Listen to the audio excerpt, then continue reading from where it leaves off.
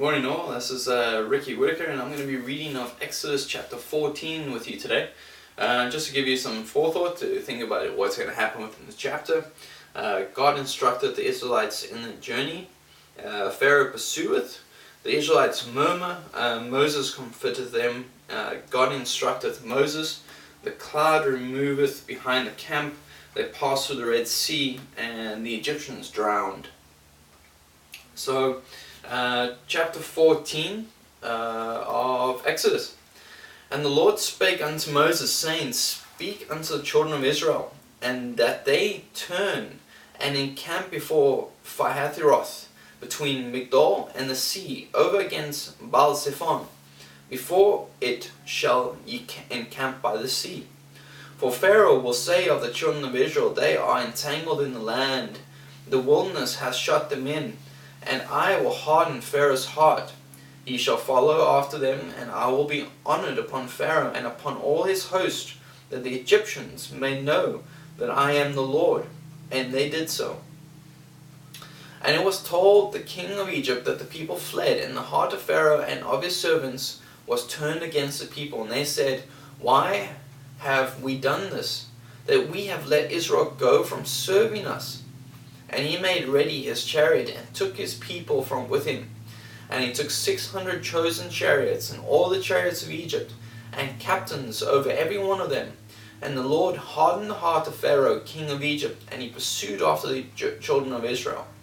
And the children of Israel went out with an high hand, but the Egyptians pursued after them, all the horses and chariots of Pharaoh, and his horsemen, and his army, and overtook them, encamping by the sea beside Pihahiroth, before Baal-zephon. And when Pharaoh drew nigh, the children of Israel lifted up their eyes, and behold, the Egyptians marched after them. And they were sore afraid, and the Egyptians of Israel cried out unto the Lord. And they said unto Moses, Because there were no graves in Egypt, hast thou taken us away to die in the wilderness? Wherefore hast thou dealt this with us, to carry us forth out of Egypt? Is not this the word that we did tell thee in Egypt, saying, Let us alone, that we may serve the Egyptians? For it had been better for us to serve the Egyptians, than that we should die in the wilderness. And Moses said unto the people, Fear ye not, stand still, and see the salvation of the Lord, which he will shew to you today. For the Egyptians whom ye have seen today, ye shall see them again no more forever. And the Lord shall fight for you, and ye shall hold your peace. And the Lord said unto Moses, Wherefore criest thou unto me? Speak unto the children of Israel, that they go forward. But lift thou up thy rod, and stretch out thine hand over the sea, and divide it.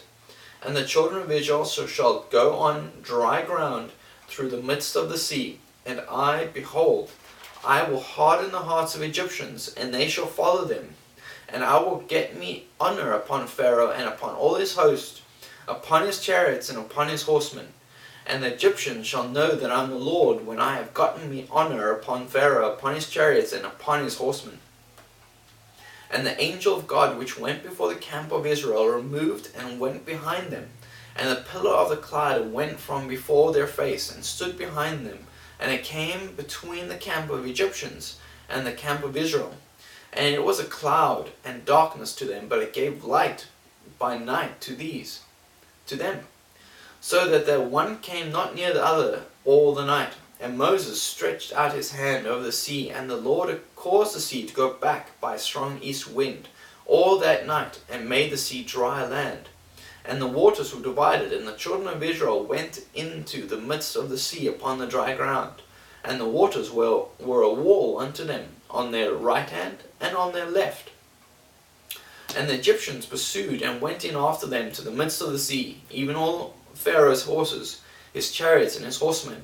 And it came to pass that in the morning, watching the Lord, looked unto the host of the Egyptians through the pillar of fire and of the cloud, and troubled the host of the Egyptians, and took off their chariot wheels, and they drave them heavily, so that the Egyptians said, Let us flee from the face of Israel, for the Lord fighteth for them against the Egyptians.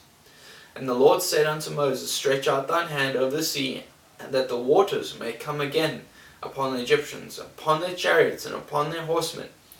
And Moses stretched forth his hand over the sea, and the sea returned to his strength. When the morning appeared, the Egyptians fled against it, and the Lord overthrew the Egyptians in the midst of the sea. And the waters returned and covered the chariots and the horsemen, and all the host of Pharaoh that came into the sea after them.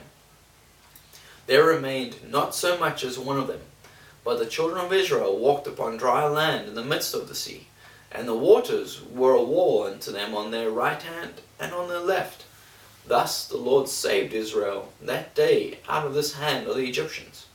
And Israel saw the Egyptians dead upon the seashore. And Israel saw that great work which the Lord did upon the Egyptians, and the people feared the Lord, and believed the Lord, and his servant Moses. That was Exodus chapter 14 of King James Bible.